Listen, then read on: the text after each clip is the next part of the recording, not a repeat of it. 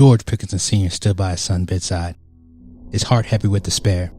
His son lay motionless, surrounded by humble machines keeping him alive. Doctors had delivered the devastating news. His son was brain dead, and they were considering ending life support. But George couldn't bear the thought of losing his son. As he sat with sadness, he overheard nurses and doctors discussing organ donations. Panic surged through him. He knew he needed more time and more moments with his son. In a desperate bid to buy time, George did something unthinkable. He reached into his pocket and pulled out a gun. The hospital staff froze in shock as George's eyes blazed with determination. What would you do for your son?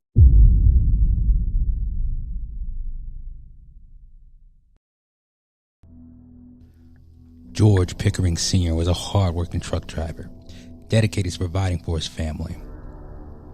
One fateful day, his world was turned upside down when his son suffered a devastating stroke, requiring urgent medical attention.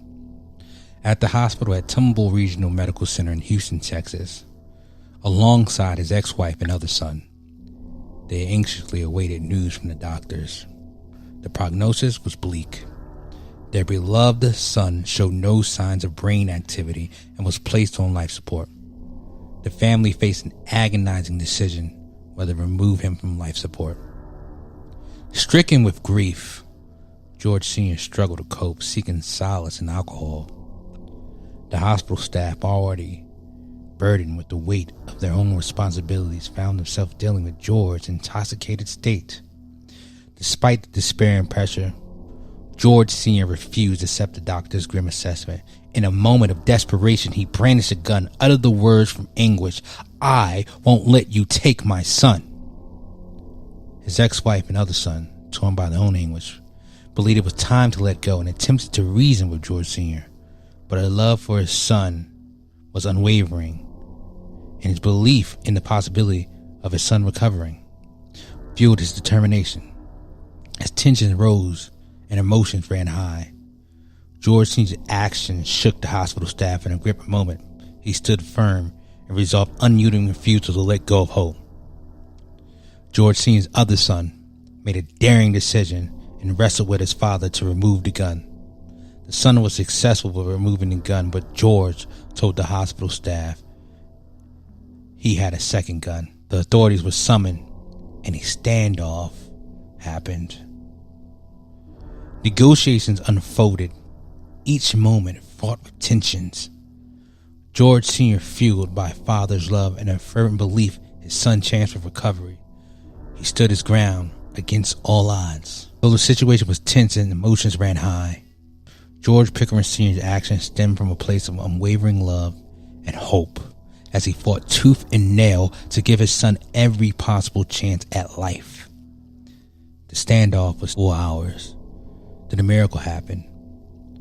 While George Sr. was by his son's side, his son squeezed his hand. George Sr. was amazed and glad to know his son was responsive and not brain dead like the hospital basically said before. He gave himself to the police with no resistance. George Sr. was charged with 2 counts of aggravated assault with a deadly weapon and 1 count of aggravated assault against a public servant for his actions during a hospital standoff. However, he was ultimately given credit for time served for the time he had spent in jail after the incident and was released on probation.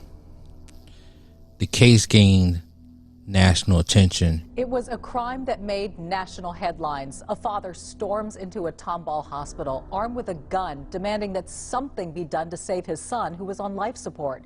We covered this story for you back in January. That father is now out of jail, and his son, who the family believed was brain dead, is now alive and well. Tonight, both men are talking only on 2, telling investigator Robert Arnold their incredible story. I felt hopeless. 11 months ago, George Pickering was in a very different place in his life. He was in jail, charged with 2 counts of aggravated assault with a deadly weapon. Hey, we need the police stat to the hospital. We have a family member with a gun. In January, Pickering grabbed a gun, marched into Tomball Regional Medical Center, and became locked in an hours-long standoff with police. Staff at the hospital told police Pickering threatened them with that gun. He's pointing the gun like that. We really give us security. Law broken. but it was broken for all the right reasons. I'm here now because of it. This is George Pickering III, the man family members say they were told would not recover from his stroke and coma. It's the duty of a parent to protect your children, and that's all he did. Pickering says he and his dad share an unbreakable bond. They run a small electrical engineering business and even built their home together. Everything good that made me a man is because of that man sitting next to me. As for the criminal charges against Pickering, one was dismissed, the other lessened. He was given credit for the time he served in jail and was released this month. Phoebe Smith was Pickering's attorney. This case has always been about a father protecting his son when a son couldn't protect himself. And with the criminal case over, father and son say all they want now is to live their lives peacefully. The important thing is I'm alive and well, my father's home, and we're together. It was good to come home. There's no place like home. George III is grateful for his father's bravery and have a closer bond than ever before. And George Sr. became a national hero in some people's eyes. But I want to ask y'all a question. What would y'all do in this situation? Please let me know in the comments. And make sure you like, subscribe, and put the notification button on. Thanks for tuning in. Until next time.